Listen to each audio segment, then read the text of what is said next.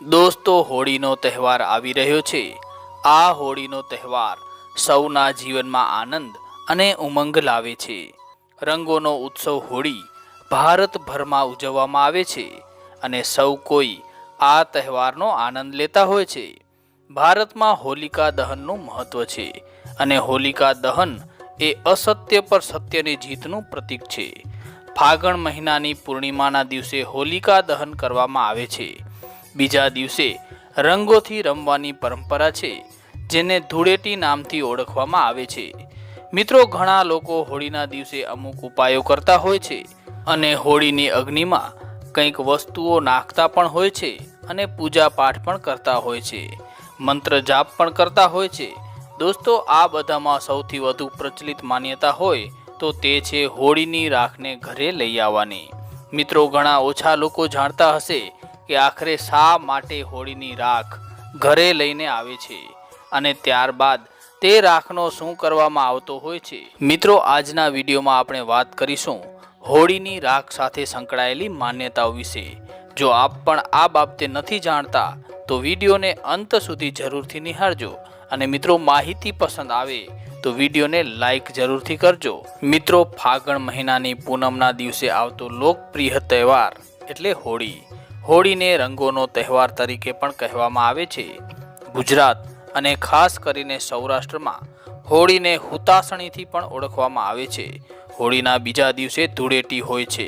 હોળીના દિવસે સાંજે ગામના પાદર કે પછી મુખ્ય ચોક જેવા સ્થાન પર છાણા અને લાકડાની હોળી ખડકવામાં આવતી હોય છે। ત્યારબાદ લોકો ત્યાં વાતે ગાતે ઢોલ નગારા વગાડતા ભેગા થાય છે અને હોળી પ્રગટાવવામાં આવે છે। લોકો હોળીની પ્રદક્ષિણા કરે છે તેમજ શ્રીફળ વગેરે પવિત્ર મનાતી વસ્તુઓથી હોળીનું પૂજન કરે છે। જો કે ભારતમાં વિવિધ પ્રાંતો અને સમુદાયોમાં હોળીની ઉજવણી અલગ અલગ હોય છે, પરંતુ દરેકની ભાવના એક જ હોય છે કે હોળી પ્રગટાવીને અસુરી તત્વોનો નાશ કરવો અને દેવી શક્તિનું આગમન કરવું। પૌરાણિક કથા અનુસાર હોલિકા દહનના દિવસે હોળીની પૂજા કરવામાં આવે છે। જ્યારે હોલિકા દહન થાય છે ત્યારે માન્યતા મુજબ લોકો ત્યાંથી સળગતી રાખ ઘર પર લાવે છે અને તેને ઘરની આજુબાજુ ફેરવે છે। આવું કરવા પાછળનું કારણ એ છે કે નકારાત્મક શક્તિઓ ઘરથી દૂર રહે। જ્યારે આ રાખ ઠંડી થઈ જાય છે ત્યારે તેને પવિત્ર સમાન કપાળ પર તિલક કરવામાં આવે છે। શાસ્ત્રો અનુસાર કપાળ પર ભસ્મ લગાવવાથી વ્યક્તિની બુદ્ધિ વધે છે। ભસ્મ શરીરના દૂષિત કચરાને ગ્રહણ કરવાની શક્તિ તથા ક્ષમતા ધરાવે છે અને હોળીની રાખના ઉપયોગ કરવાથી પણ ત્વચાના અનેક પ્રકારના રોગો દૂર થાય છે તેવી પણ એક માન્યતા છે।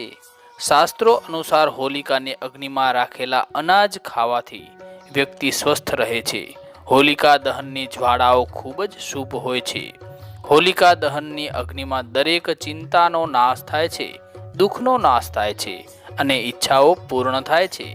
અનિષ્ટ ઉપર સારાની જીતના આ ઉત્સવના રંગોનું મહત્વ હોલિકા દહન જેટલું જ છે। એવું માનવામાં આવે છે કે કોઈ બાળકને તરત જ સારી કે ખરાબ નજર લાગી જાય છે તો હોલિકા દહનના સમયે દેશી ઘીમાં 2 લવિંગ, 1 પતાસું અને નાગરવેલનું પાન હોલિકા દહનમાં પધરાવી દેવું અને પછીના દિવસે હોળીની રાખને તાંબા અથવા તો ચાંદીની તાવીજમાં ભરીને કાળા દોરા સાથે બાંધીને ગળામાં ધારણ કરાવવું જોઈએ। આવું કરવાથી તેને નજર લાગતી નથી એવી લોક માન્યતા છે। હોળીની રાખ વિશેની અન્ય એક માન્યતા વિશે વાત કરીએ તો હોલિકા દહન બાદ તેની 2 થી 3 ચપટી રાખ ઘરે લઈ આવવી જોઈએ અને ઘરે લાવ્યા બાદ તેને દક્ષિણ પૂર્વ દિશામાં મૂકી દેવી। આમ કરવાથી વેપાર સાથે સંબંધિત તમામ સમસ્યાઓ દૂર થાય છે અને તમારો બાળકો સાથે પ્રેમ વધે છે। સૌથી જરૂરી વાત એ છે કે પરિવારમાં ભગવાન પ્રત્યે આસ્થા અને ભક્તિમાં વધારો થાય છે। ધાર્મિક દ્રષ્ટિએ ભગવાન વિષ્ણુએ નરસિંહ અવતાર ધારણ કરીને ભક્ત પ્રહલાદનું રક્ષણ કર્યું હતું, જેની સાથે આ આસુરી વૃત્તિઓનો નાશ થયો હતો અને આ જ ભાવનાને ધ્યાનમાં રાખીને આદિ અનાદિકાળથી સમગ્ર ભારતમાં અનેક ઔષધીય ગુણધર્મ ધરાવતા લાકડા, ગાયનું છાણ, હવનમાં ઉપયોગમાં લેવાતી અન્ય ઔષધો દ્વારા હોળી પ્રગટાવવામાં આવે છે। તેનું પૂજન અર્ચન કરાય છે. કુમકુમ, ધાણી, ચોખા, કાચી કેરી, શ્રીફળ, કપૂર, લવિંગ, ખજૂર, અનાજ તેમજ પાણીના કળશથી 5 કે 7 ફેરા ફરીને આ તમામ સામગ્રી સાથે પૂજન કરાય છે. અને પ્રદક્ષિણા કરતી વખતે ઓમ વિષ્ણવે નમઃ મંત્રનો જાપ કરવાનો અનેરો મહિમા છે. હોળીનો તાપ ખાસ લેવામાં આવે છે, જેનાથી આપણી તંદુરસ્તી જળવાઈ રહે છે. હોળીના પ્રાગટ્ય વખતે તેની જ્વાળા કઈ બાજુ જાય છે તેના પરથી વાર્ષિક વર્તારા કરવામાં આવતા હોય છે.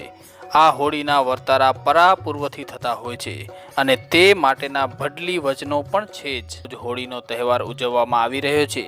આ સમયે આપણે સૌ સાંજે હોળિકા દહનમાં સામેલ થઈએ છીએ. હોળીની પૂજામાં ધાણી, ખજૂર, હળદર, નાળિયેર, પાણી સાથેની પરિક્રમા કરવાનો રિવાજ છે.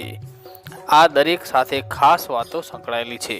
તમે જ્યારે હોળીની આગની આસપાસ પરિક્રમા કરો છો ત્યારે તે તમારા શરીરના રોગને નષ્ટ કરે છે. આ સાથે તમે તેમાં જે ચીજ પધરાવો છો તે તમારા સુખ અને સમૃદ્ધિમાં પણ વધારો કરે છે. હોળિકા દહનમાં ઘરના દરેક સભ્યએ હાજર રહેવું જોઈએ. હોળીમાં ઘઉં, ચણા, વટાણા અથવા અળસી ચડાવીને 7 પરિક્રમા કરવાથી શુભ ફળ મળે છે અને ઘરમાં પવિત્રતા આવે છે. વળી એવી પણ માન્યતા છે કે હોલિકા દહનમાં ઘીમાં પલાળેલા લવિંગ, પતાસું અને પાન ચડાવવાથી અને 3 પરિક્રમા કરી અને સૂકું નાળિયેર હોમવામાં આવે તો પરિવારના દુઃખ દૂર થાય છે. બીજી એક માન્યતા અનુસાર હોલિકા દહન સમયે ચાંદીના સિક્કા પર હળદરથી તિલક કરી અને જે જગ્યાએ આપણે ધન રાખીએ છીએ તે જગ્યાએ મૂકવાથી ધનમાં બરકત રહે છે. તેવી જ રીતે હોળીના દિવસે ગોમતી ચક્રને તમે જ્યાં ધન રાખો છો ત્યાં મૂકશો તો પણ ઘરમાં બરકત જળવાઈ રહેશે. હોળિકા દહનમાં જતી સમયે તમારી સાથે પીળા કપડામાં હળદર બાંધીને લઈ જવાથી અને તેને અગ્નિમાં પધરાવવાથી દોષ દૂર થાય છે એવી માન્યતા છે. મિત્રો, હોળિકા દહનના સમયે સતત એક ધારી રીતે ભગવાન વિષ્ણુના કોઈ પણ મંત્ર જેમ કે ઓમ નમો ભગવતે વાસુદેવાય, ઓમ વિષ્ણવે નમઃ જેવા કોઈ પણ મંત્રનો જાપ કરવાનો કહેવામાં આવેલ છે. એવી માન્યતા છે કે આમ કરવાથી આપણને દરેક કામમાં સફળતા મળે છે. મિત્રો, હોલિકા ઉત્સવની શરૂઆત હોલિકા દહનથી થાય છે. આવી સ્થિતિમાં તમારે આ હોલિકાની પૂજા કરવી જ જોઈએ. ઉપરાંત જ્યારે હોલિકા દહન કરવામાં આવે ત્યારે તમારે તે જોવું જ જોઈએ. અને જ્યારે આ સળગતી હોલિકાની જ્યોત તમારા શરીર પર પડે છે ત્યારે તમે શુદ્ધ થઈ જાઓ છો. તમારા અંદરની બધી જ નકારાત્મક ઉર્જા નાશ પામે છે અને તમારા શરીરમાં સકારાત્મક ઉર્જાનો સંચાર થાય છે. મિત્રો, જ્યારે હોલિકા સંપૂર્ણ રીતે બળી જાય છે ત્યારે તેની રાખને ઘરની છત્રમાં લઈ જવી જોઈએ. જો તમે આ રાખને તમારા ગળા અથવા કપાળ પર લગાવી શકો છો તો આ લોકોની દુષ્ટ નજરથી તમારું રક્ષણ કરે છે. મિત્રો, અમને આશા છે કે આ માહિતી આપને જરૂરથી ગમી હશે. ધન્યવાદ. જય શ્રી કૃષ્ણ.